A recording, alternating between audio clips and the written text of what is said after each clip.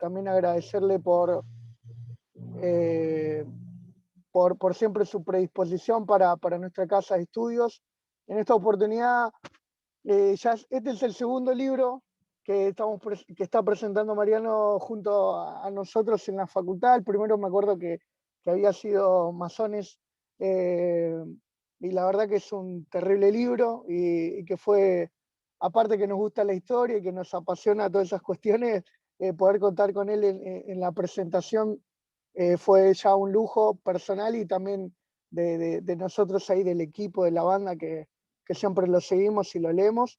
Así que, Mariano, desde ya el agradecimiento de siempre y bueno, es todo tuyo el espacio. Gracias. Bueno, muchísimas gracias. Bueno, en principio quería decirles que El Nunca Más Económico es un libro que es más una producción coral que una producción personal, digamos, ¿no? Este libro lo realizamos junto a ENAC, que es la empresa, es una organización de empresarios PYME argentina, que ya habían empezado a trabajar ellos en una especie de página web o algo por el estilo, que se llamaba Nunca Más Económico, y había hecho un par de entrevistas, sí, 4 o 5 entrevistas, y ya las tenían subidas a la página web. Ellos tuvieron, por alguna razón que ahora no recuerdo, que desconozco, una reunión con mi compañera, con Cecilia Di Genaro, y cuando le contaron esto que estaban haciendo, Ceci les dijo: esto es un libro, no es solamente una página web, no da para hacer algo mucho más atractivo, mucho más interesante, tiene que ser algo que tenga como mucha más llegada, porque tiene que ser algo que mi compañera es muy, para decirlo de alguna manera, muy apasionada de la política como de la militancia más kirchnerista que peronista. Entonces decía: esto tenemos que dejar una constancia en el tiempo y en el coso. Y los tipos le decían: bueno, está bien, la miraban como una... Está bien, fenómeno. Y fenómeno, estás diciendo todo esto. Me dijo: no, y ella les explicó: bueno, mi compañero Mariano, yo voy a hablar con él, a ver si le interesa esto, qué sé yo, bla, bla, bla, bla. Bueno, habló conmigo. En principio yo no estaba muy entusiasmado. Yo decía: el libro, economía, qué sé yo, y además me hacía mucho ruido el título, Nunca Más Económico. Me parecía como meterme con una vaca sagrada de la Argentina, ¿no? O sea, utilizar el nunca más para llevarlo a la economía, al dinero, me parece que como la estamos pifiando. Entonces me dijo: no, bueno, hagamos una cosa, quiero que vos tengas una reunión con la gente del ENAC, los directivos, con los 2 directivos que quiero organizar, y una vez que tengas la reunión, lo conversas con ellos y vemos a ver qué te pasa. Bueno, está bien. Es un poco insistente mi compañera. Entonces finalmente fui a un almuerzo con ellos. Fui con Robbie Villarruel y Leo Vilansky. Y bueno, la verdad que ellos dos medio como que me convencieron no es que me convencieron, o sea, me explicaron en realidad el porqué del Nunca Más Económico, las razones por las cuales el nombre era apropiado. Y la verdad que a medida que yo empecé, yo hasta ahí todavía no había ingresado a los testimonios. Me dijeron: bueno, léete, entra a los 3 o 4 testimonios que tenemos en la página, y si te parece que no da, está todo bien, no pasa nada. Y bueno, déjamelo ver. Entonces entré ahí y ya me acuerdo que estaba Zaffaroni. A ver, pará, ahora les digo quiénes estaban ya subidos a la página. Estaba Zaffaroni, estaba Zayat, estaba Pérez Esquivel y estaba Ana Castellani. Creo que nadie más. Y cuando yo vi esos 4 testimonios dije: puta, no, pará, no es tan así como... Yo no es que me estoy metiendo solamente cuando hablo de nunca más es una cosa fría como la economía, sino que en realidad Cuando hablamos de economía estamos hablando de la dictadura, cuando hablamos de la dictadura cuando hablamos de la dictadura hablamos de un proyecto de país, hablamos de un montón de cuestiones que tienen que ver con nuestro pasado, con nuestro presente y con nuestro futuro. Entonces, para mí cobró el sentido, que es lo que yo no le encontraba a la expresión nunca más económico, con un sentido dentro de mi cabeza, fue algo que realmente fue como una revelación. Entonces, ahí ya cuando vi los testimonios, cuando entendí un poco el concepto, fue cuando realmente compré, entre comillas, la idea y le dije, bueno, sí, si ustedes están dispuestos a trabajar, trabajemos y vemos qué es lo que sale y vemos qué es lo que podemos hacer. Y ahí fue cuando, bueno, Leo Vilansky y Robbie Villarroel me dieron como la libertad para poder apropiarme de esos testimonios y para seguir produciendo otros testimonios y otras entrevistas para, para poder llevar a concretar este proyecto que fue el Nunca Más Económico. Por eso digo, y cuando digo que es coral, digo, es coral en lo que es la idea, porque no es una idea propiamente dicha mía, sino que es una idea de que surgió de una organización y después esa idea fue tomada por mí, y también es coral cuando hablamos de la producción, digamos, porque no solo de la producción, sino también de la realización, porque en el libro hablan 12, 13, 14 personas, en este momento no recuerdo el número exacto, y cada uno va dando su visión y va dando su punto de vista respecto de la importancia de no volver a caer en la trampa del neoliberalismo, de no volver a caer en las garras del neoliberalismo. Así que, bueno, esto es un poco la génesis del proyecto. Una vez que ya tomamos la decisión de avanzar, básicamente trabajé con Robbie Villarroel. Robbie Villarroel fue un aliado extraordinario realmente para realizar el libro. Yo lo que hice fue tomé esos testimonios y los transformé en algo que podía ser publicado para que sea un poco más ameno, un poco más entretenido. Dijo, me voy a abrir la ventana porque tengo un poco de calor. Como ahora dejó de llover, y además como voy a fumar, entonces me parecía mucho más... Entonces ahí cuando me topé con los primeros comentarios, entonces empecé a tratar de armar como un esquema y un organigrama en la cabeza de cómo estructurar el libro, porque todo libro tiene una estructura y esa estructura hay que tratar de hacerla lo más interesante posible, lo más legible posible. Y ahí fue cuando se me ocurrió, a partir de leer a Ana Castellani, de leer a Zayat, de leer a los diferentes testimonios que ya tenía en ese momento la página del Nunca Más Económico subido, la pueden buscar si quieren. Ahí fue cuando se me ocurrió esto de estructurarlos en temáticas como por ejemplo esto que el libro, fíjense que si ustedes lo ven, está estructurado con la construcción del sentido social, que es uno de los ejes centrales, derechos humanos, el rol del Poder Judicial, las trampas de capital, la deuda externa y los laberintos de la Argentina, la crisis de la izquierda en Latinoamérica y sus nuevos desafíos, qué hacer para que no regrese el neoliberalismo, y anexo de datos, que es el capítulo 7. Entonces, a partir de eso fue como pude estructurar los diferentes testimonios y además pude ir a buscar testimonios, ¿no? Porque también después empecé a realizar entrevistas yo para tratar de completar lo que para mí me parecía que había puntos flojos. El libro estaba terminado para marzo del 2020, marzo del 2020, para ser publicado. Y finalmente, por culpa de la pandemia, tuvimos que demorarlo un año. Y a partir de la pandemia, lo que tuvimos también fue que incorporar una nueva variante al libro, porque una cosa es hacer un libro prepandémico, y hablando de economía, otra cosa es hacer un libro postpandémico, hablando de economía. Entonces tuve que llamar a alguno de las personas que ya habían sido entrevistadas para que completaran un poco y cambiaran un poco o modificaran sus testimonios o agregaran algo respecto de la pandemia.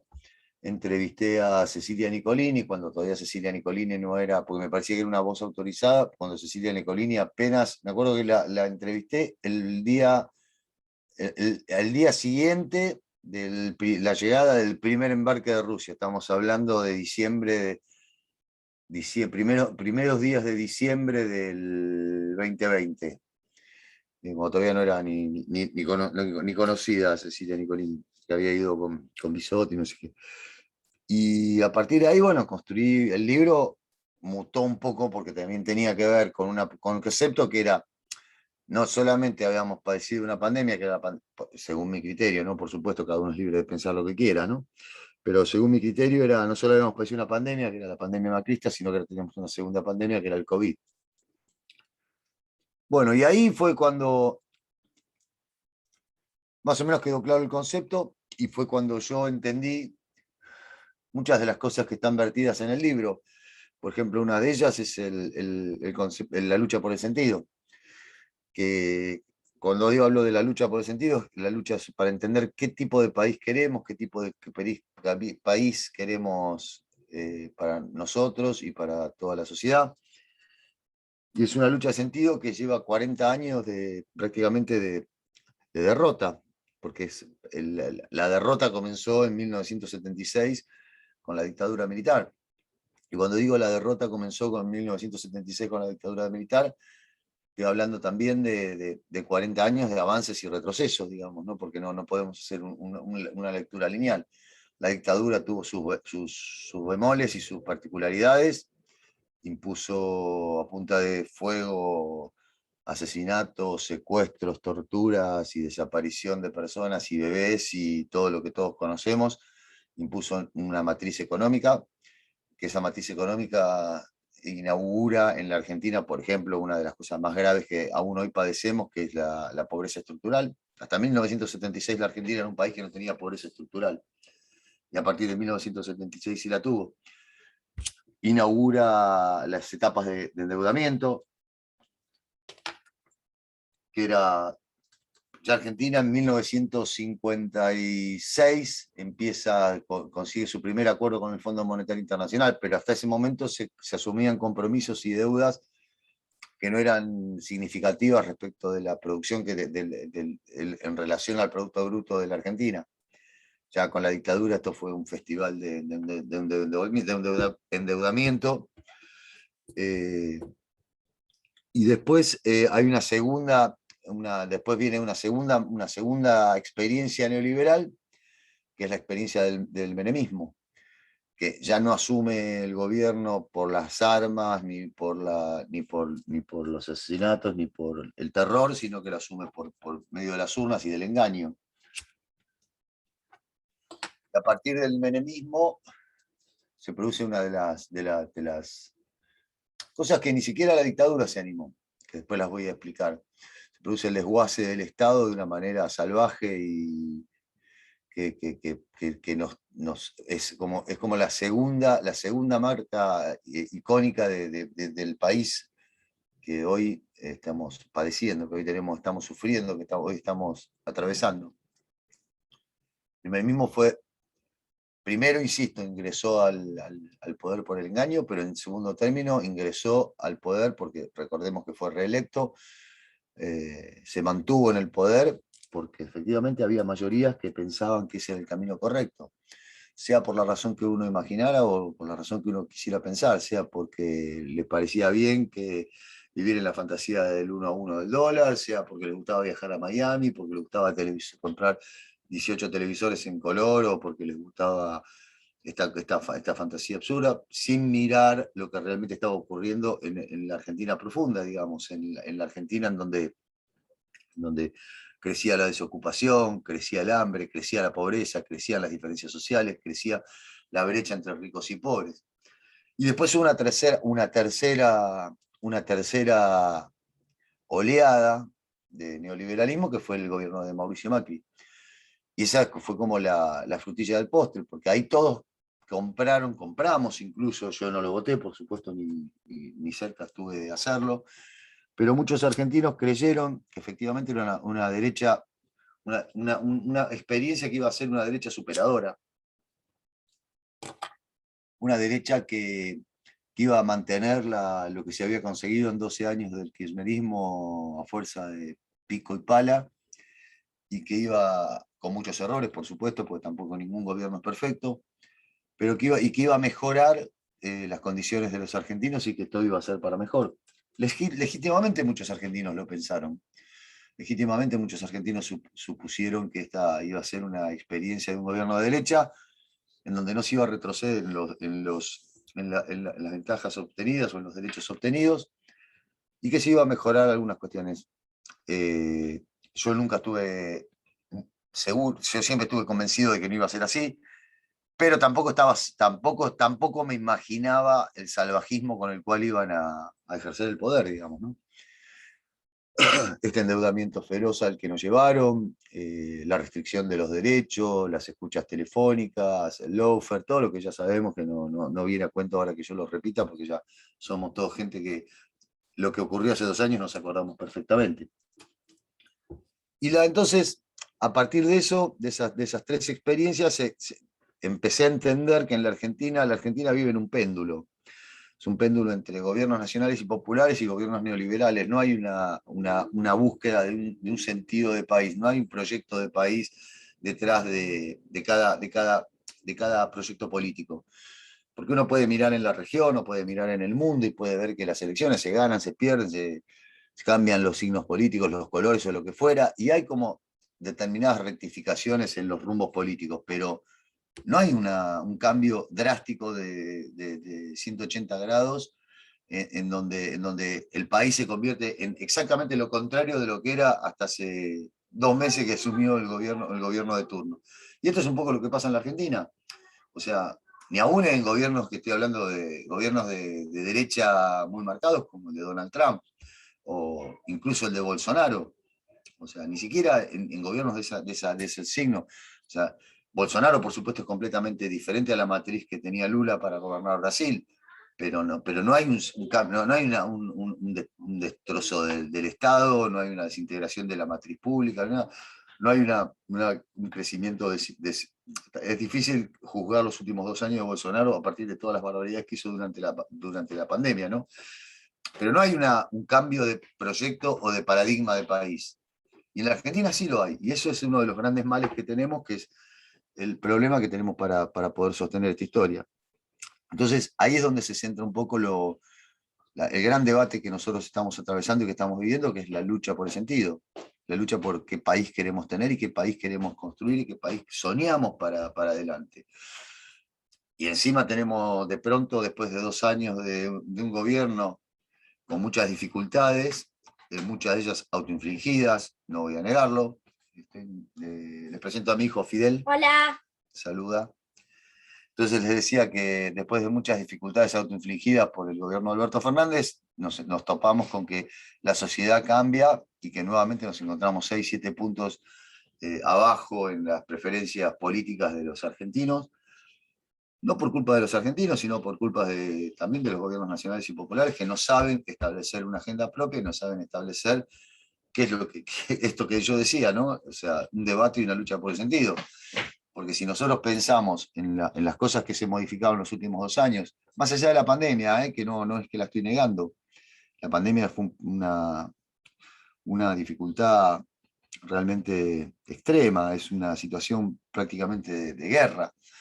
Pero se podrían haber tomado algunas decisiones dentro del gobierno que nos hubieran llevado a un lugar mucho más virtuoso y no haber hecho la plancha pensando que el neoliberalismo no iba a volver solamente por el hecho de que la gente tuviera memoria que hace 2 años habían destruido, hace 2 años que habían dejado el poder después de destruir la economía y de destruir el país, destruir el empleo, destruir un montón de cuestiones. Así que un poco es esto, el debate por el sentido. Y cuando hablamos del debate por el sentido, hablamos de qué cosas queremos para un país. Por ejemplo, yo creo que se necesita básicamente para la Argentina una reforma constitucional. Pero una reforma constitucional para ponernos a debatir sobre si el gobierno tiene que ser de 4 años, de 6 años, o si tiene que haber reelección eterna o reelección de lo que fuere. Que tampoco le tengo miedo a la reelección eterna, ¿eh? Pues parece que la reelección eterna para los gobiernos nacionales y populares es una eternización en el poder. Ahora, cuando hablamos de Angela Merkel, que estuvo 25 años en el poder, o 22, 23 años en el poder, eso está bien. Para Alemania está bien, pero para Argentina está mal. Y todos sabemos que un proyecto de país no se construye en 2 años, no se construye en 4 años y no se construye en 8 años, se construye en mucho más tiempo. Entonces yo no tengo miedo a la reelección eterna o a la reelección, porque si un gobierno hace bien las cosas y es reelecto, ¿cuál es el problema?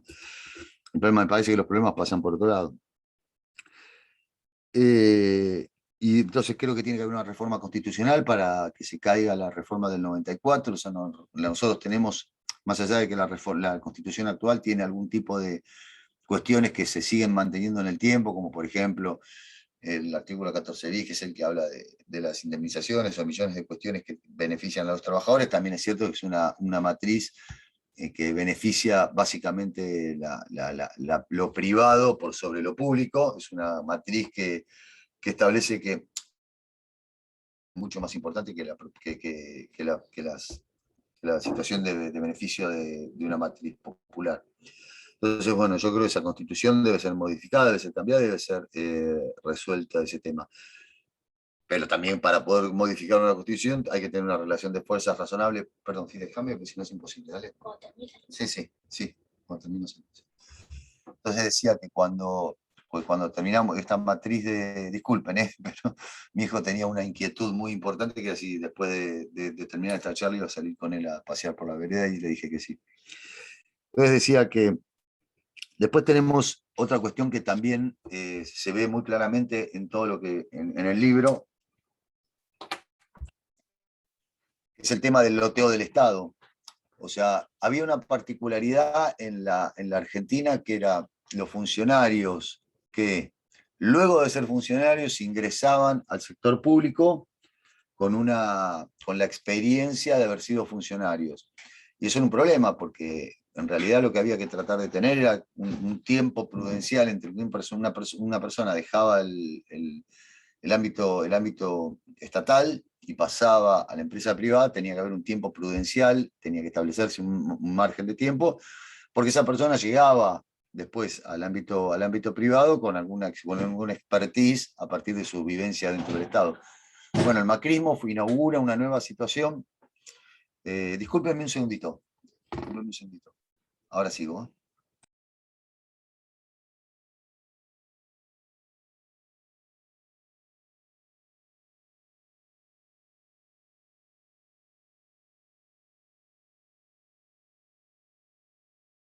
Bueno, listo. Decía entonces, y lo que ocurrió fue con el macrismo la primera experiencia que fue la de que los funcionarios llegan desde la esfera privada al Estado. Y son aquellas mismas personas que hasta hace minutos defendían los intereses de las empresas privadas, son los que llegan al Estado para establecer políticas públicas que beneficiaban a esas empresas. Digo, que yo, el caso de Aranguren es el caso más visible, ¿no? Digamos, es como lo más pornográfico, para decirlo de alguna manera, ¿no? El tipo que era el CEO de Shell pasa a ser de golpe y porrazo el tipo que decide sobre las tarifas y sobre qué política energética va a tener la Argentina. Eso es algo que no puede, es algo que si baja un plato volador de Venus y se encuentra con esta realidad, dice, bueno, acá hay algo que no le está funcionando bien en la cabeza a esta gente que permiten este tipo de cuestiones. Entonces era como que de pronto la puerta giratoria se había hecho al revés. Antes había una puerta giratoria que decía que los funcionarios fueran del Estado a lo privado, y ahora teníamos una puerta giratoria que decía que los funcionarios llegaran de lo privado hacia el Estado. Y eso es lisa y llanamente algo que claramente lo podemos denominar el loteo del Estado. Después hay diferentes, podemos seguir hablando eternamente sobre la visitud. O sea, lo interesante sería que leyeran el libro para que el libro los ilustrara sobre determinadas cuestiones que se plantean allí. Pero hay un ejemplo que para mí es como, y que justamente en el libro no está tratado, entonces por eso lo voy a tocar, que es, porque lo descubrí después de haber escrito el libro. Después de haber escrito el libro, yo me puse a trabajar en un libro para fabricaciones militares. Me contrataron para hacer un libro sobre los 80 años de fabricaciones militares. Y ahí descubrí un personaje de la historia que yo no lo tenía muy presente, debo reconocerlo, que era el general Sabio. El general Sabio en 1943 se imagina a una Argentina, porque aquellos militares de principio de siglo del 40 podían ser tan salvajes como estos militares que tenían el gobierno a partir del 76. pero tenían una particularidad respecto, una diferencia sustancial respecto de aquellos, cuando digo salvajes, en el sentido de que podían ser tan salvajes, derrocando gobiernos democráticos y también incluso llegando a atrocidades como las que hizo el general Aramburu durante su presidencia, pero tenían una particularidad y una diferencia respecto de los militares que llegaron en el 76. Aquellos militares tenían un proyecto de país, tenían un concepto y una idea de una Argentina industrial, de una Argentina pujante, aún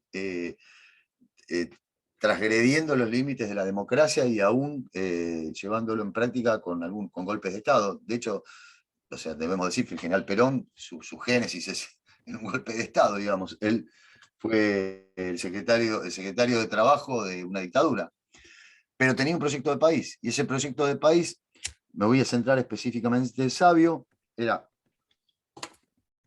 tener una industria que se autoabasteciera, una industria que tuviera los fierros para poder generar un país, dejar de salir de ser un país productor de materias primas, agropecuario, para transformarse en un país realmente industrial.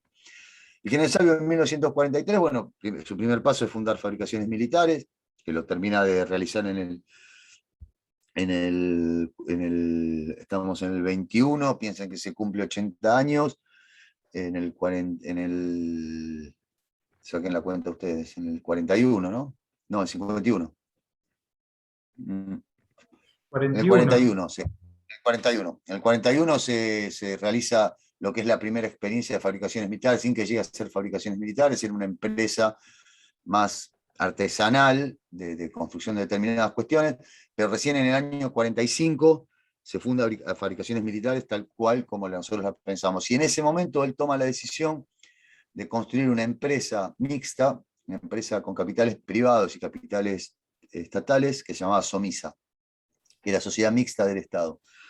Somisa era una empresa que a partir de determinados descubrimientos de minerales y de otras cuestiones que se hicieron en el norte del país, se dieron cuenta en ese momento aquellos militares, básicamente el general Sabio, de que la Argentina tenía los materiales necesarios, la infraestructura necesaria para poder generar sus propios fierros.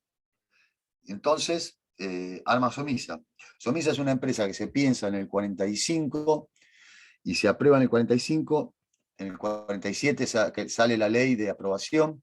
Sabio muere en el 48 y recién se pone en marcha en 1959, con el gobierno de Frondizi. Y plenamente empieza a funcionar en 1963. O sea, miren ustedes el recorrido que tuvo, ¿no?, en el tiempo Somisa, hasta que llegó a ser una empresa concreta. Y tenía el 80% de capitales privados y el 20%, perdón, el 80% de capitales estatales y el 20% de capitales privados. Había capital privado, se pensaba en una empresa que también debía ser abastecida por los capitales privados. En 1963, cuando empieza a funcionar plenamente, tengo anotado porque es algo que a mí siempre me llama la atención, producía 632.000 toneladas de acero líquido. 632.000 toneladas de acero líquido, que esto significaba más o menos 400.000 toneladas de fierros, de chapas, de todo lo que necesita la industria para funcionar. Le reportaba 200 millones de dólares al fisco, exportaba por 400 millones de dólares, facturaba 700 millones de dólares por año, y tenía 11.600 trabajadores. Miren lo que se había convertido Somisa, ¿no? En 1990, ni siquiera los militares del 76 se animaron a meterse con Somisa, porque les parecía que era una empresa que lo del Estado siempre fue mal visto por los neoliberales, pero dijeron, bueno, pero pará, con esto no nos metamos porque esta es una vaca sagrada nuestra que no podemos tocar. Y el que sí se mete con esa empresa en 1990 es Menem. Los militares lo que habían hecho es haber desarticulado muchas de las cosas que se hacían gracias a la existencia de Somisa. Por ejemplo, el rastrojero, que era un auto emblemático de la Argentina, que era 100% realizado en la Argentina, o el Torino, que era un auto emblemático de la Argentina, 100% realizado en la Argentina, a partir de los intereses de Ford y de diferentes empresas extranjeras. Ellos deciden desarticular lo que era ICA, que era la empresa que producía este tipo de autos. Insisto, estoy hablando de un auto 100% argentino, 100%. El Torino y el rastrojero diésel. Y a partir de eso, En 1990 ingresa una intervención a Somisa, dicen que Somisa es una empresa, empieza la campaña de desprestigio de Somisa. Se dice que Somisa, la clásica que ustedes recordarán, muchos no van a recordar porque son muy jóvenes, pero yo recuerdo muy bien, era Neusta y Grondona, en horario central en la televisión argentina, en la época en donde la televisión era realmente importante, no era como ahora que está diluida entre 743.000 canales de cable. En ese momento los 5 canales de cable tenían una llegada muy importante, lo mismo que los diarios, y la campaña decía que Somisa perdía $1 millón al año. Vuelvo a decir, era una empresa que facturaba $700 millones, que exportaba por $400 millones y que le reportaba al fisco $200 millones de ganancia, le reportaba. Y en 1990 empieza el desguace. Empiezan a echar empleados, empiezan a desarticular la fábrica, la empiezan a hundir, empiezan a fraguar los balances, y terminamos en 1991 con 5.200 empleados, apenas, de los 11.600 que había cuando la fábrica funcionaba en pleno. Así todo, hacen una tasación de la empresa, y la tasación decía que Somisa valía $1.800 millones y que tenía activos por $4.000 millones, pero como decían que perdía $1 millón por año, entonces que era deficitaria, entonces la tasación que hace una empresa norteamericana que se llama Blackstone es de $1.800 millones. La cuestión es que en 1991 se decide la venta de Somisa y se vende en $100 millones en efectivo, $40 millones en pagaré y $12 millones en bonos de deuda. Es decir, estamos hablando de $152 millones. Una empresa estaba tasada en 1.800 millones. ¿Saben a quién se la vendió esa empresa Menem?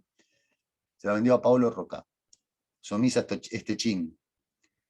Lo que hoy conocemos como Techín es Somisa. Entonces nosotros hoy, para producir un tornillo, para producir una bala, para producir lo que tengamos que producir, tenemos que ir a comprarle los fierros a Techín.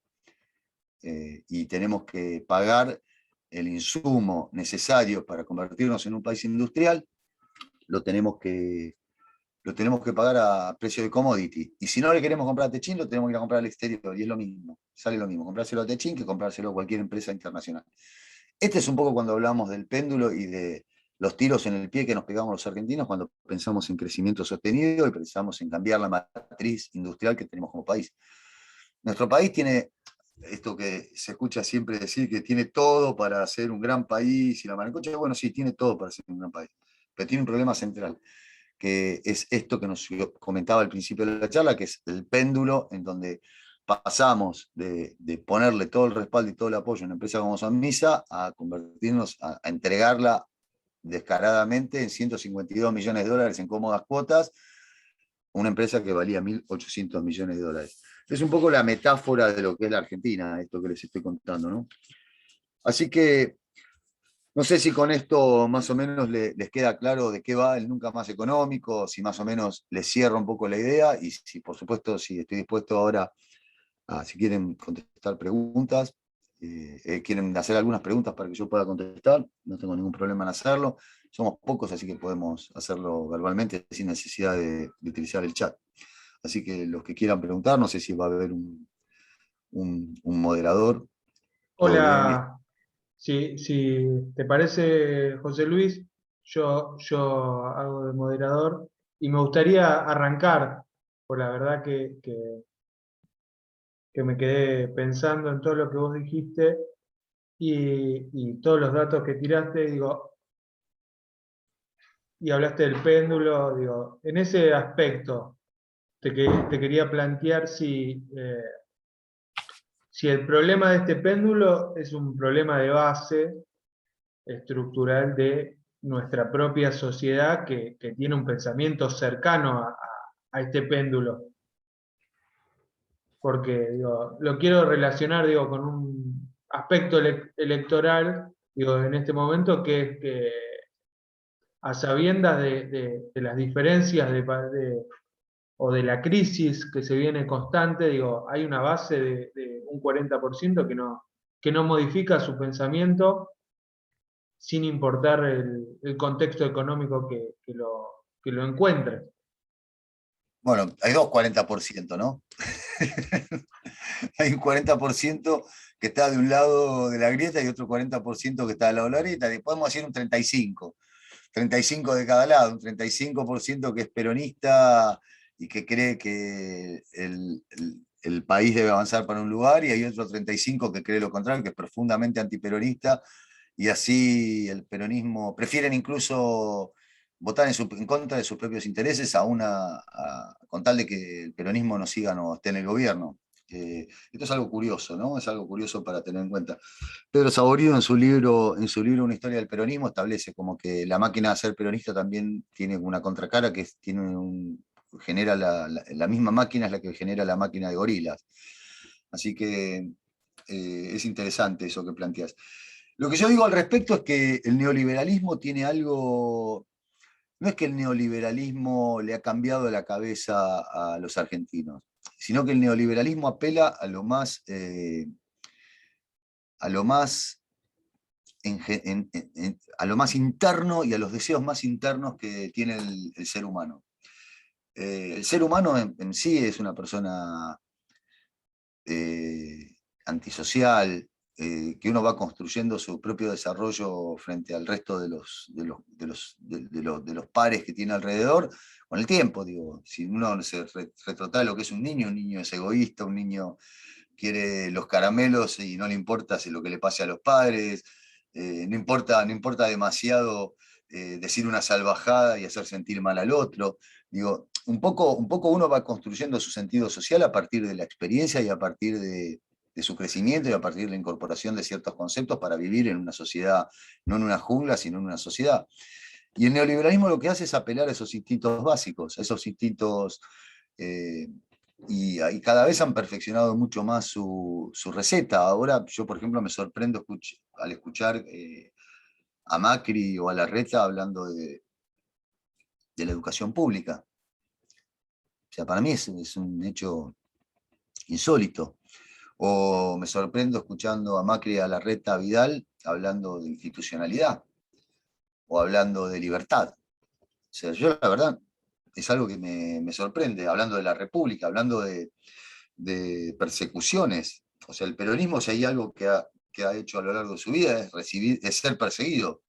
Es exactamente lo contrario. El peronismo siempre ha sido magnánimo en el momento de asumir su gobierno. Digo, en general, si vamos a hablar de cuántas personas detuvo el peronismo en aras de, por lo menos el peronismo moderno, no estoy hablando del peronismo de Perón en el 40 y pico, porque estamos hablando de otro mundo. O sea, y si hay algo que yo no hago es transpolar la realidad actual a aquella realidad que no tengo ni la más remota idea de cuál era. Pero el peronismo, por lo menos el peronismo desde el 73 para acá, incluso el menemismo, que es un peronismo edulcorado o un peronismo, para mi gusto, que no me representaba en lo más mínimo, pero incluso el menemismo no ha sido un movimiento que ha perseguido a los opositores. Es un movimiento que ha defendido la libertad de expresión y la libertad de prensa mucho más que lo que ha ocurrido con cualquier otro gobierno que haya asumido en la Argentina. Entonces, para mí, escucharlos ahora hablar de libertad, escucharlos hablar de educación pública, escucharlos hablar de la República, escucharlos hablar de la independencia de poderes, a mí me llama poderosísimamente la atención. Todos los gobiernos quieren tener una justicia o jueces que les sean leales, todos los gobiernos quieren tener periodistas que hablen bien de ellos, todos los gobiernos quieren tener un montón de cuestiones. Pero si hay algo que el peronismo justamente no ha conseguido es una lealtad por parte de determinados jueces, y menos aún ha podido montar una máquina de comunicación periodística eficaz. Entonces, mal podemos hablar de esto. El peronismo, la potencia o por lo menos el kirchnerismo, el peronismo, llámenlo como ustedes quieran, el peronismo y el kirchnerismo, si lo que han hecho es la prepotencia de sus actos en general para tratar de sostenerse en el poder o ganar elecciones. Y cuando sus actos no fueron eficaces y no fueron lo suficientemente permeables a la sociedad, se han perdido las elecciones. Y se han perdido, y cada uno se ha ido a su casa sin hacer ningún tipo de llanto, ni drama, ni cuestión de sin echarle la culpa a la sociedad, se han ido una mano atrás y la otra adelante, y a trabajar para tratar de volver al gobierno y volver a conseguir el poder de la manera más democrática que se pueda.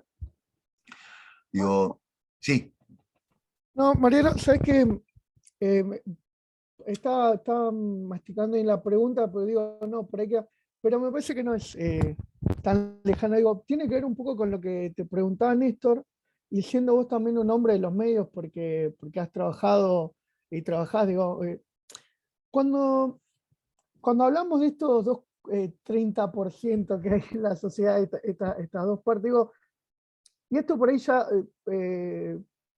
digo, como comunicadores, digo, hay mucho que ver en ese núcleo tan duro, digamos, que por ahí, no sé si vos lo ves así, pero que se perdió, por ejemplo, en los canales de aire mucho la voz, una voz por ahí que sea, no te digo oficialista 100% a los 6, 7, 8, pero me parece, digamos, no hay tantos programas como en su momento estaba, no sé, por así decirlo, TBR por ahí en un canal de aire, más sacando, no en C5N o Duro de Domar en su momento el Canal 9, digo, influye eso mucho, porque yo en los últimos años vi que perdió mucho terreno esas voces como más críticas, que no sean de los poderes hegemónicos, digo. Sí, sí, claramente influye.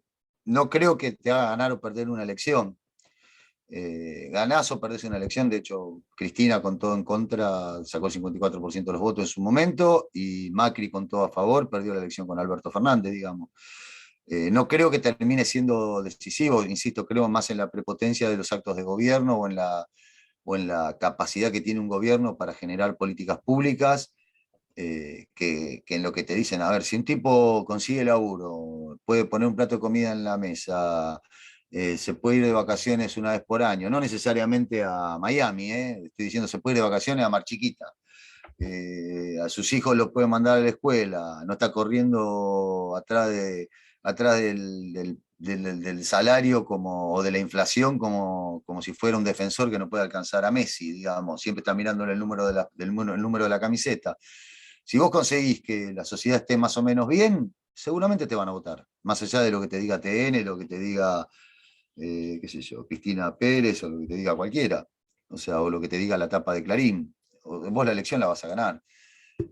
Después, si tenés una cosa más reñida, más de que se te va a resolver en 1, 2, 3 puntitos, probablemente esa comunicación hegemónica sí tenga algún tipo de importancia y algún tipo de carácter decisivo en la elección, qué sé yo, como creo que sí la tuvo en el 2015, cuando se perdió por un punto. Digamos, ese punto probablemente si hubiéramos tenido una comunicación un poco más eficaz, lo hubiéramos podido revertir.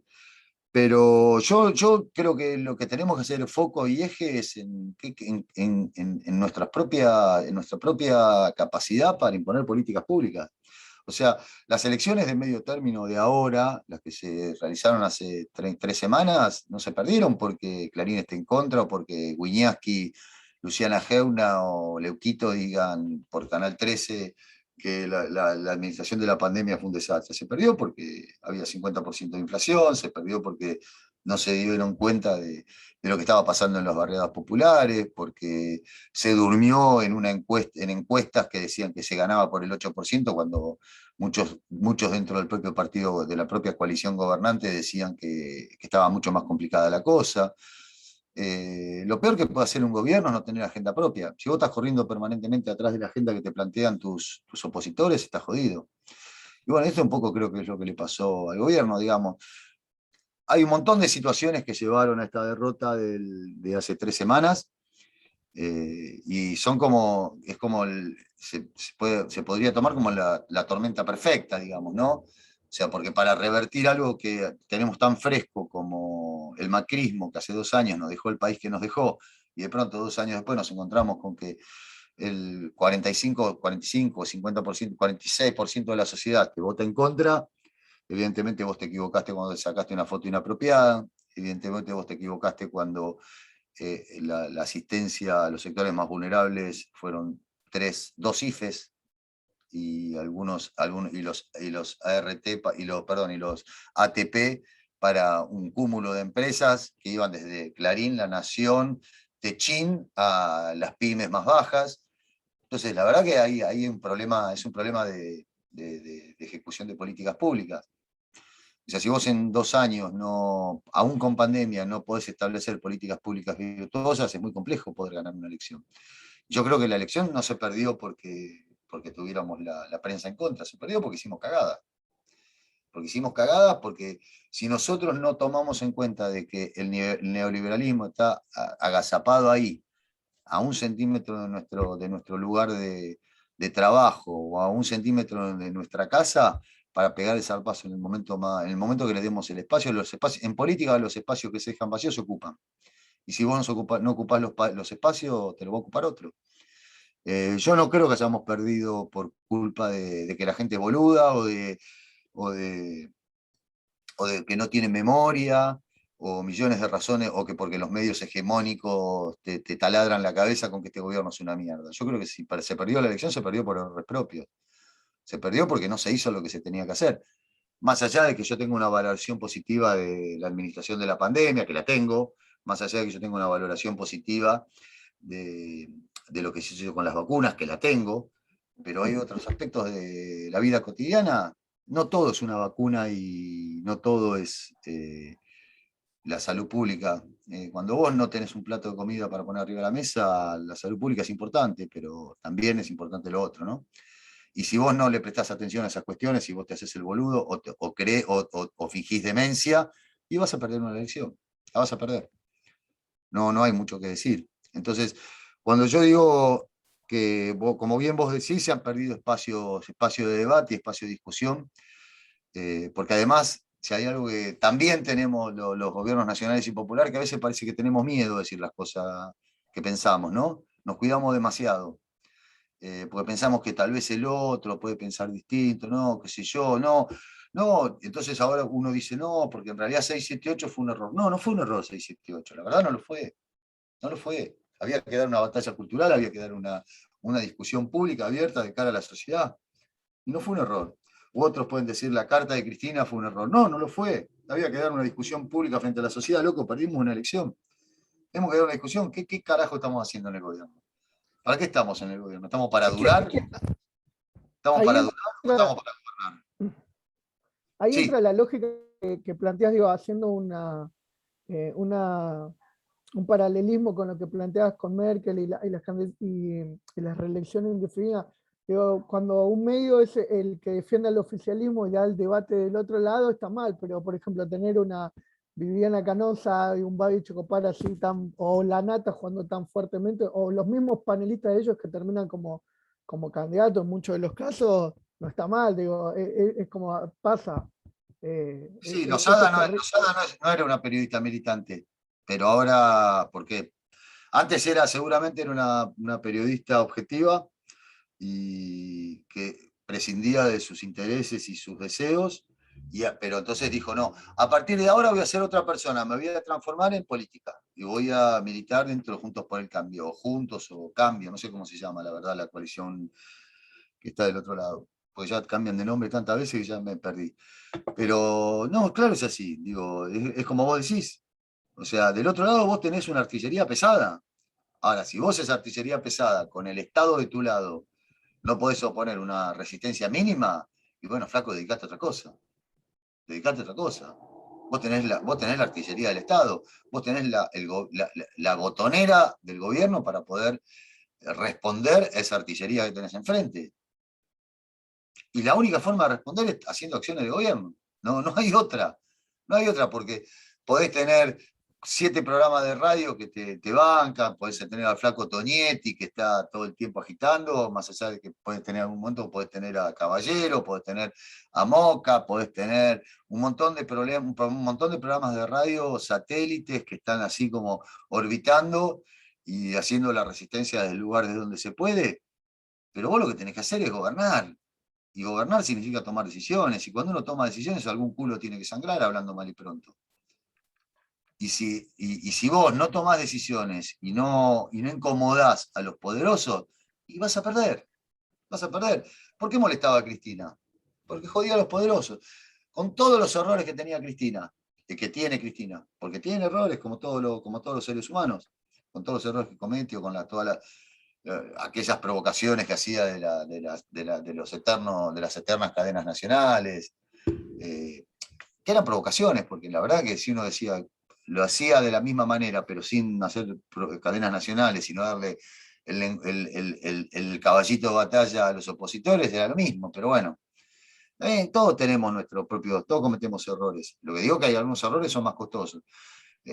Si a vos me criticás si uno critica a Cristina porque dice que hacía cadenas nacionales, y bueno, ¿qué queda para otros gobiernos, no? O sea, si la crítica que vos le hacés al kirchnerismo era que hacía muchas cadenas nacionales, o que hizo una ley de medios para desregularizar el monopolio de las empresas periodísticas argentinas, y eso para vos es un error, o que hizo una ley, propuso una ley judicial que después una reforma judicial que la propia corporación judicial rechazó por anticonstitucional. Y bueno, si esos son los errores del kirchnerismo, la verdad yo prefiero incurrir en esos errores y no incurrir en los errores del quietismo y de mirar qué es lo que pasa sin hacer absolutamente nada, ¿no?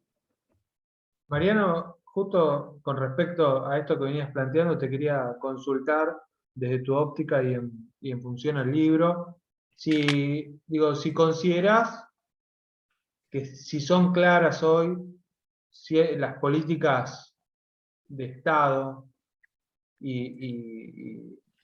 porque con respecto al péndulo también hay una cuestión que considero que algo que vos dijiste que es la pobreza estructural.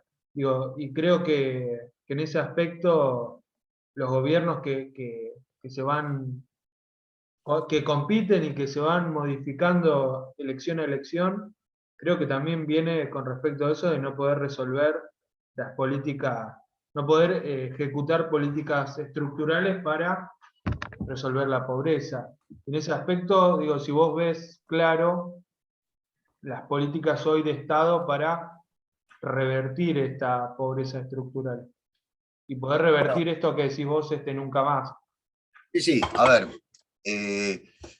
yo creo que efectivamente es como vos decís, no ha habido políticas eficaces para revertir la pobreza estructural, pero sí ha habido políticas eficaces porque tampoco, digamos, vamos a ser sinceros, digo, ni el kirchnerismo ni el peronismo revolucionario, ¿eh?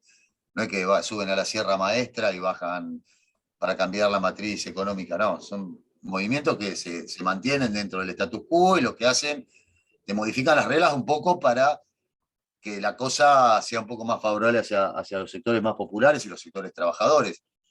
El día que hablemos de la revolución, bueno, hablemos de otra cosa, digamos, pero no es, el peronismo no es eso. El peronismo es un movimiento que ha nacido en la matriz para compartir lo que ya está. O sea, para que lo que está, distribuirlo entre mayor cantidad de gente, no para sacarle nada a nadie. No, nadie habla de expropiaciones y otras cuestiones. Y eso es un poco lo que jode al 35% gorila.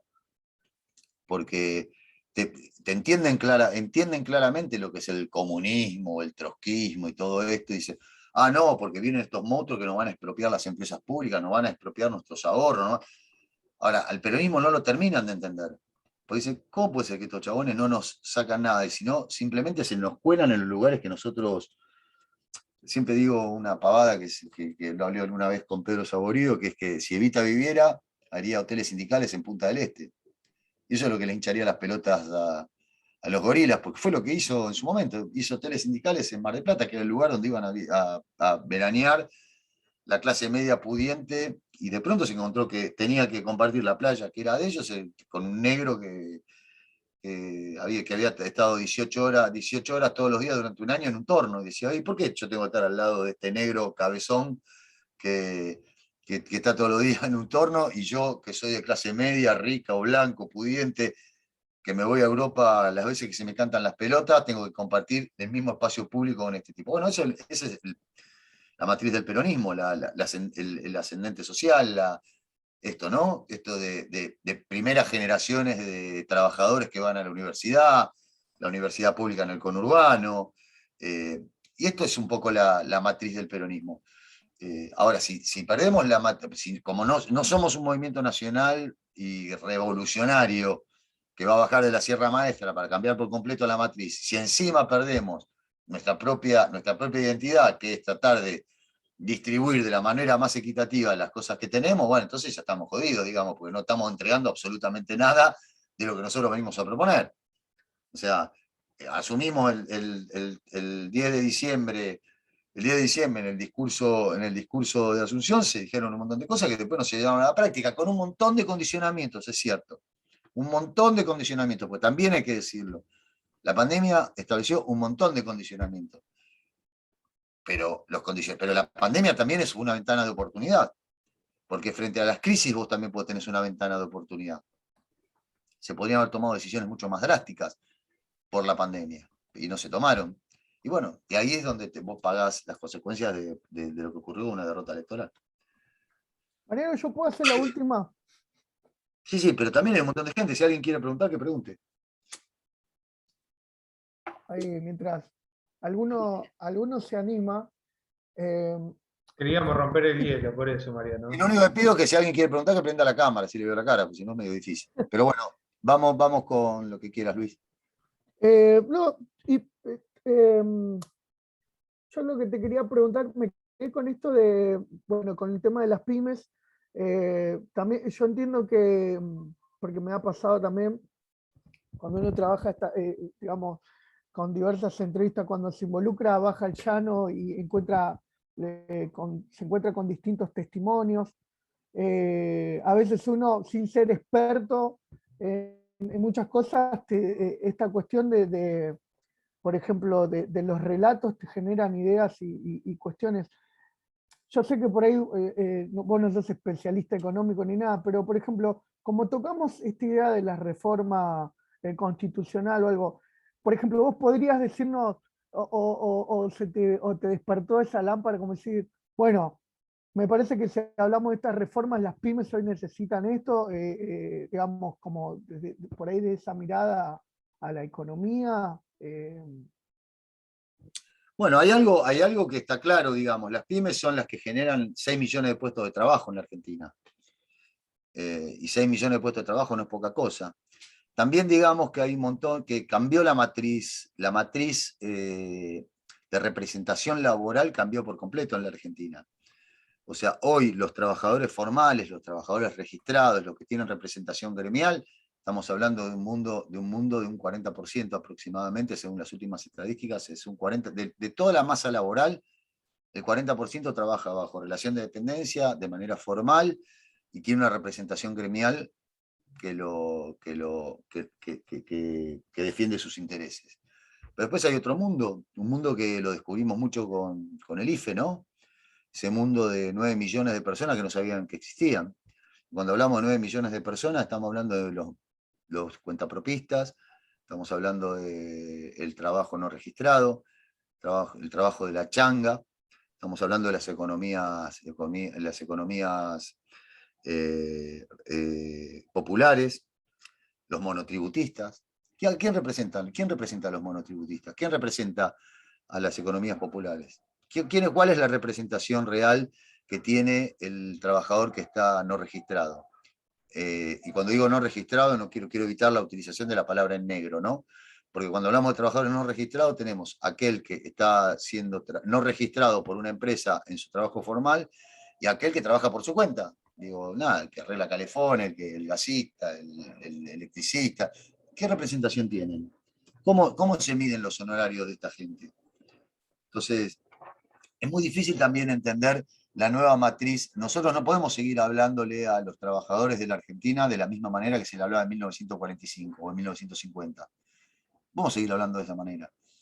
Porque hoy el mundo laboral es un mundo variopinto y muy complejo. Y lo mismo pasa con el mundo empresarial.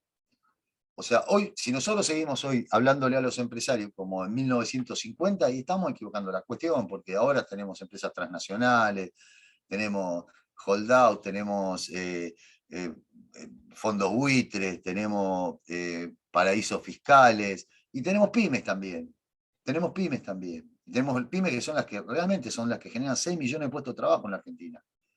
Entonces, si vos no vas a defender a los empresarios pymes, que son los que te generan 6 millones de puestos de trabajo, y te vas a poner el acento en los cuatro formadores de precios, Molino Río de la Plata, la Serenísima y todos los que te forman los precios, y le das las ventajas a Vicentín, le das ventajas a estos tipos, o sea, en realidad vos estás equivocando tu matriz económica, estás equivocando el lugar en donde estás poniendo el acento. Entonces, ahí es donde nosotros tenemos que dar el verdadero debate y la verdadera discusión. O sea, esto es como volver, estamos haciendo como algo medio borgiano, estamos volviendo al principio, ¿no? O sea, ¿qué carajo de país queremos? ¿Qué país queremos?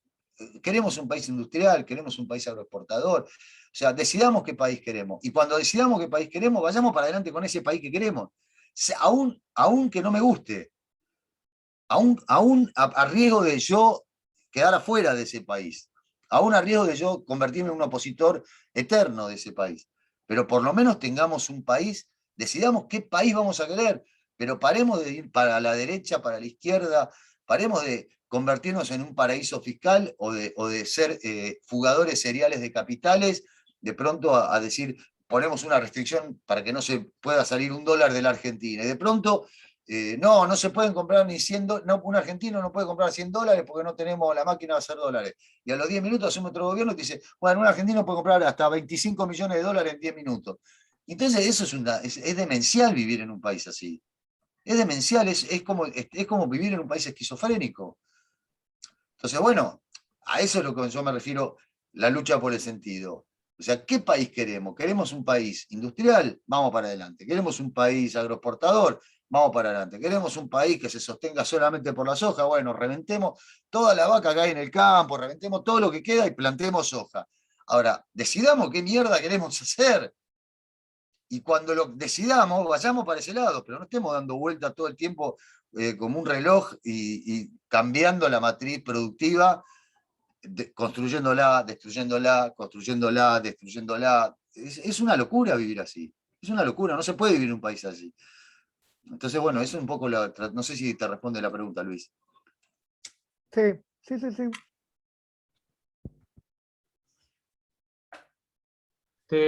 Acá Fran Sibila te pregunta si te sorprendió los resultados de las pasos que tuvo Javier Milei.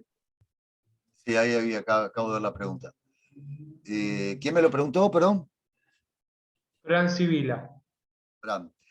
Es raro. Yo pensé que nos iba a ir bastante mejor en la elección. No pensé que íbamos a tener un margen mucho más holgado porque yo intuía como que las cosas no estaban de la manera en que uno soñaba que podían estar. Pero yo pensé que, y como también pensó el gobierno, que con la administración de la pandemia y el tema de las vacunas y todo esto era suficiente como para que los argentinos entendiéramos que las cosas podían mejorar de acá a poco. Efectivamente no fue así, digamos, ¿no? Sí, me sorprendió el resultado de la elección. Yo no pensaba que se iba a perder por tanta cantidad, no pensaba que se iba a poner en riesgo la mayoría en Senado, no pensaba que podíamos llegar a tener por lo menos una mayoría en diputados muy ajustada, pero que nunca imaginé que podía pasar lo que ocurrió. Sí, claramente fue así. Y después hay otra pregunta Carolina. Carolina, si hay una crisis de representación en el oficialismo. Es difícil de pensarlo con una pandemia, ¿no?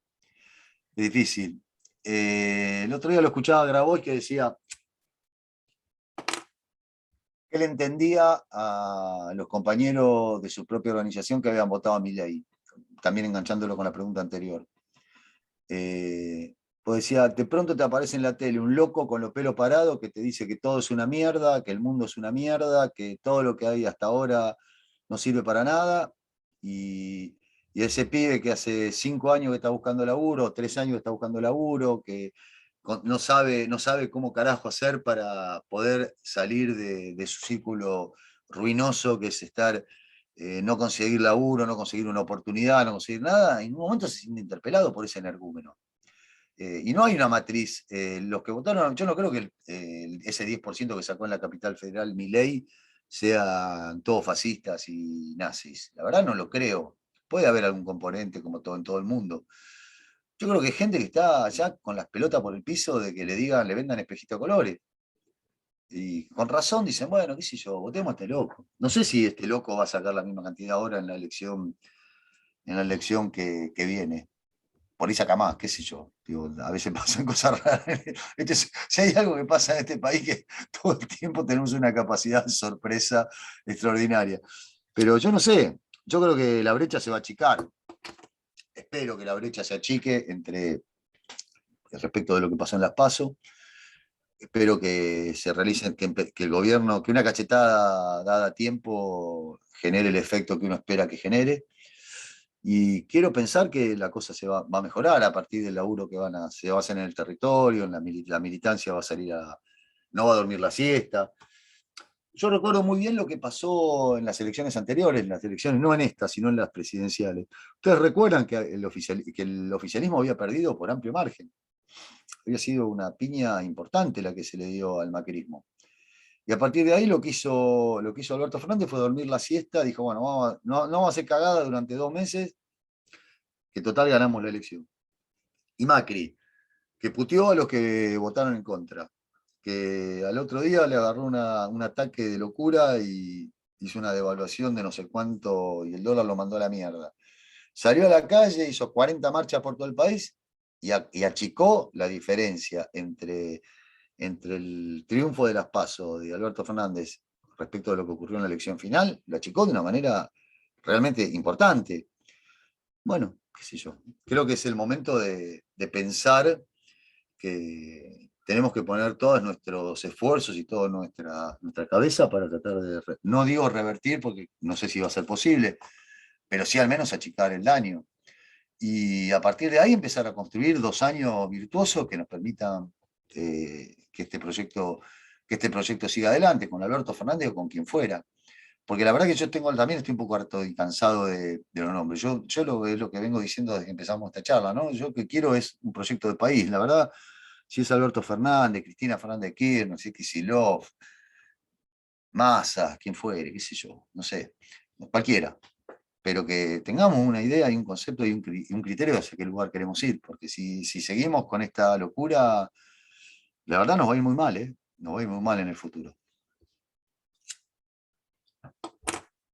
¿Alguien más quiere? Ahí está, a ver, Nicolás. Hola, ¿qué tal? Igual pueden ¿Qué tal, hablar. Mariano? Me parece que le podemos abrir el micrófono al que quiera hablar. Está abierto, está libre. ¿Se escucha? ¿Se Eh, escucha? Hola. Sí, Nicolás. Sí, te escuchamos. ¿Qué tal, Mariano? ¿Cómo te va? Buenas noches. ¿Cómo andás? Todo bien. Yo lo que te quería preguntar, un poco en sintonía con esto que venías diciendo, ¿crees que más allá de los cambios de gabinete que se puedan hacer o el núcleo más duro que ingresa supuestamente y estas cosas, hay un proceso de aprendizaje o crees que se puede llegar a aprender algo de los errores que justamente se habían cometido después de las PASO, estas que vos marcaste recién, que finalmente termina ganando Alberto Fernández, y estas elecciones, o no sé, hay algo que no estamos viendo en eso? Espero que sí, espero que sí. O sea, la verdad es más un deseo que una certeza. Espero que podamos cambiar el rumbo, espero que podamos modificar muchas cosas que se han hecho mal, y espero que básicamente no nos sigamos pegando tiros en el pie, ¿no? Que es lo que se ha hecho durante bastante tiempo, durante estos 2 años, ¿no? Los daños autoinfligidos. Sí, yo espero que sí, espero que cambien algunas cosas. Bueno, de hecho, hemos visto cambios en los últimos días, digamos, ¿no? El cambio de gabinete me parece que más allá de que uno pueda discutir algunos nombres por diferentes razones, qué sé yo, los feminismos tendrán sus razones para discutir a Mansur como jefe de gabinete, o algunas otras personas tendrán sus razones para discutir a Aníbal Fernández como ministro de Seguridad, pero más allá de los nombres, vuelvo a decir, me parece que ha habido como un cimbronazo en el gobierno para que el gobierno tome nota de todas las cosas que ocurrieron y empiece a ejercer políticas públicas, básicamente, que es lo que se le pide. Para eso está un gobierno, no está para otra cosa. La verdad no está solamente para sentarse en una mesa de una conferencia de prensa y decir que todos somos buenos y nos queremos. El gobierno está para... Cuando un gobierno Cuando un gobierno se lleva bien con todo, yo desconfío de ese gobierno. O sea, la socialdemocracia en la Argentina no ha funcionado del todo, me parece. Entonces, cuando uno toca intereses o cuando uno quiere hacer una tortilla, tiene que romper los huevos. Y si no rompe los huevos para hacer la tortilla, no vas a tener ninguna tortilla. Entonces, yo creo que hay que empezar a hacer un gobierno realmente un poco más proactivo, ¿no? Y espero que sí, para contestar tu pregunta, no lo sé, yo no soy parte del gobierno, no soy funcionario, soy simplemente una persona que tiene sus ideas políticas y su postura política, pero quiero pensar que sí. ¿Quién más quiere hablar? Yo te quería hacer por ahí la última consulta, la última pregunta que la tenía Dale. guardada. Yo por ahí, digo, me considero joven, pero ya tengo los 30, pero considero que hay una ¿Tenés 30, juventud, ¿Tenés 30 años? 32. Pero 32. bueno, hablo de la juventud por ahí, 18, 18, 30, hablo de esa edad. ¿Qué Eh, queda para mí si vos no te consideras joven? no, yo me considero, por ahí hay otros que no. Yo estoy ¿Hasta muerto. qué edad podemos ser jóvenes, Claro. Mariano? Yo tengo 60, así que no sé, digan ustedes. Está Eh, joven. No, ¿A yo los estoy 70? ¿Lo estiramos a los 70? pegando la curva ya. y, Dale con tu pregunta. y lo que noto es, no sé si es una sobreestimulación de la misma globalización o realmente la construcción social de lo que venía el peronismo, el kirchnerismo, hoy no comprende las necesidades de las nuevas generaciones. Ya digo, y esta cuestión de lo que hablan todos, las generaciones pasadas, nuestros padres, de la vorágine de estoy arriba, estoy abajo, y hoy la globalización marca que las nuevas generaciones buscan otra cosa y que lo demuestran, no sé si expresivamente, pero sí electoralmente. Es interesante lo que planteas. Yo no sé si soy la persona más capacitada para hablar de las nuevas generaciones, la verdad, porque soy una persona que se ha quedado, yo no tengo redes sociales y las redes sociales que tengo las maneja mi mujer, así que digamos que es lo mismo que no tenerlas. Y además no las miro nunca, así que ni sé lo que ponen, ni sé lo que pasa ahí en ese mundo. Por una decisión personal yo decidí no entrar en Twitter, entrar en ese, para mí yo lo considero una cloaca, entonces, pero efectivamente hay un mundo para abordar que es el mundo del futuro. Claramente lo hay. Creo que no es el mío, pero sí el de ustedes. Y ese mundo, el mundo de los Instagramers, de los YouTubers, de Twitter, Instagram, TikTok, Facebook, más Facebook no, Facebook es más de viejo. Eh, todo lo que está ocurriendo en el mundo de las redes efectivamente es algo que hay que tener en cuenta. Y básicamente, más allá de lo que pasa en las redes, lo que hay que tener en cuenta es lo que pasa con los datos, ¿no?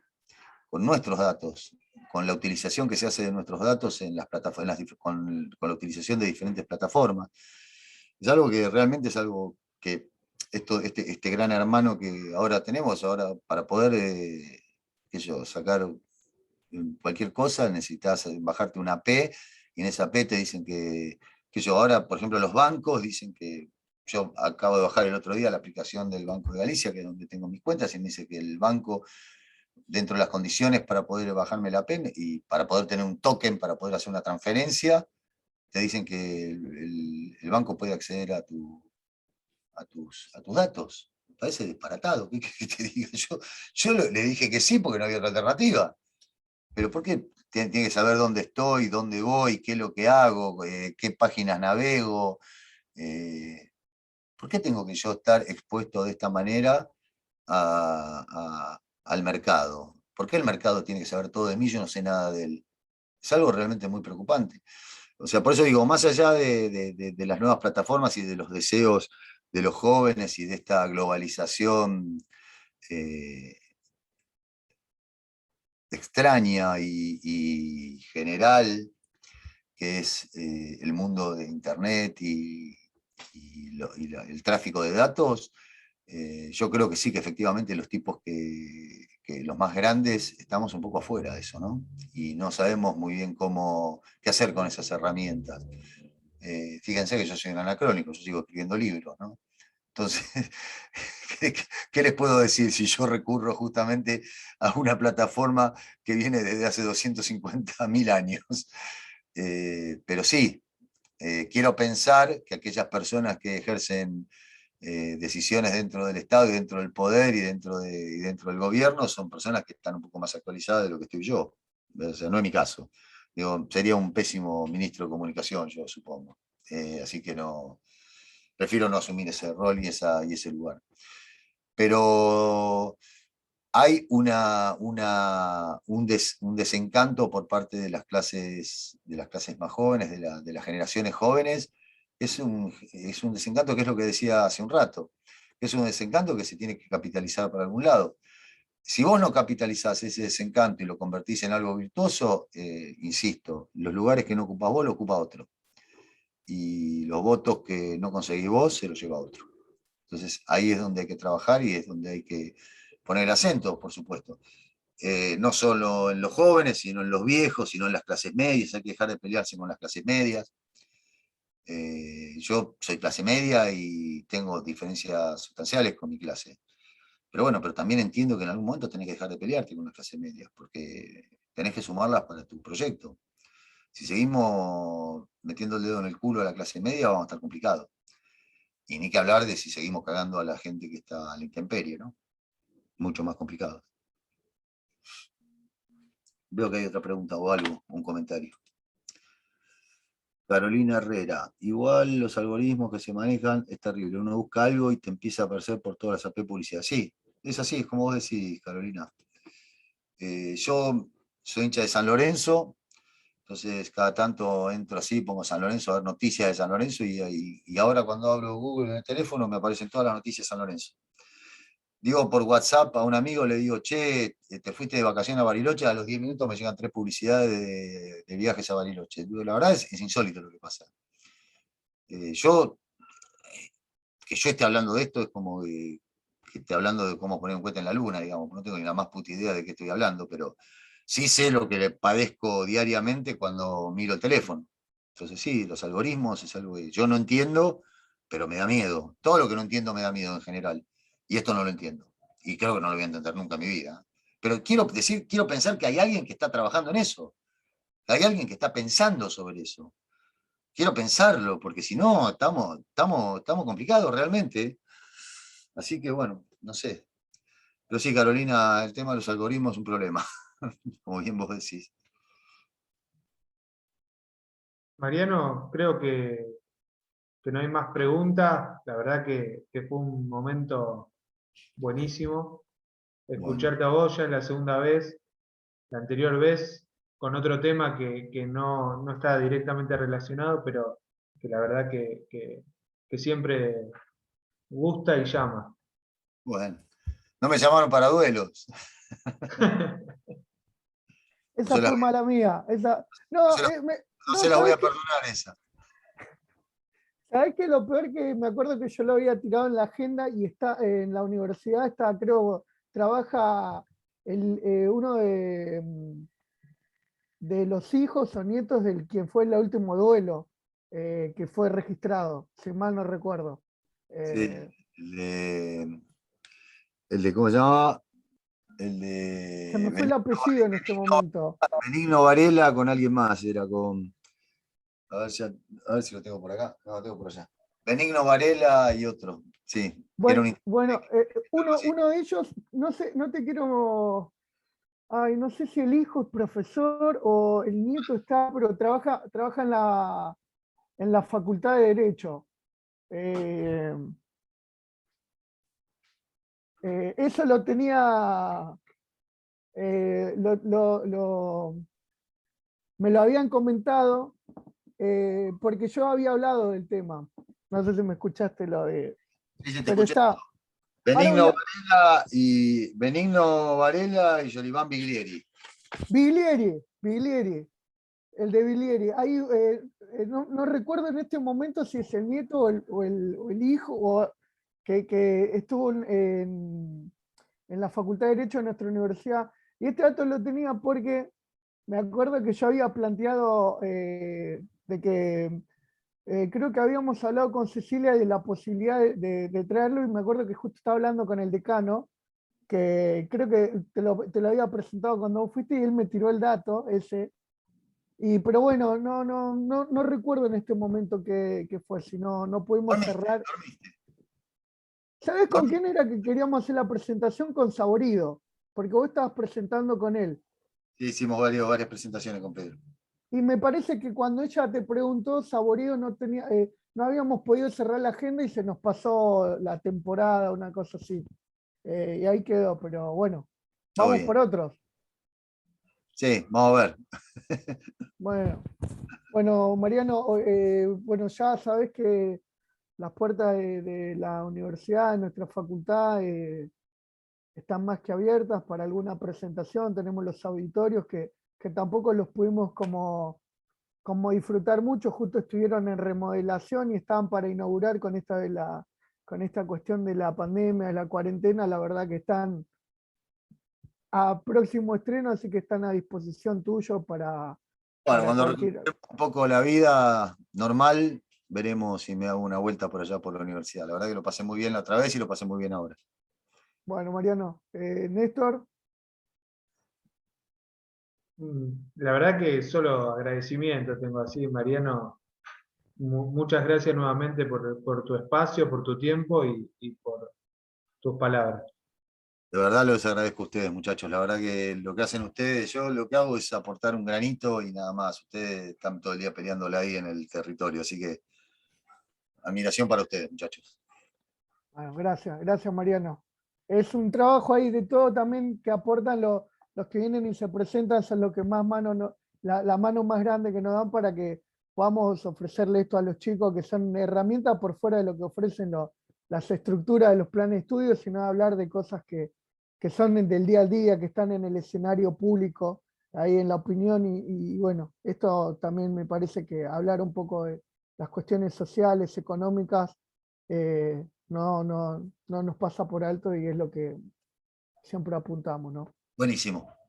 Bueno, un saludo a todos y buenas noches. Chao, buenas noches, gracias por todo.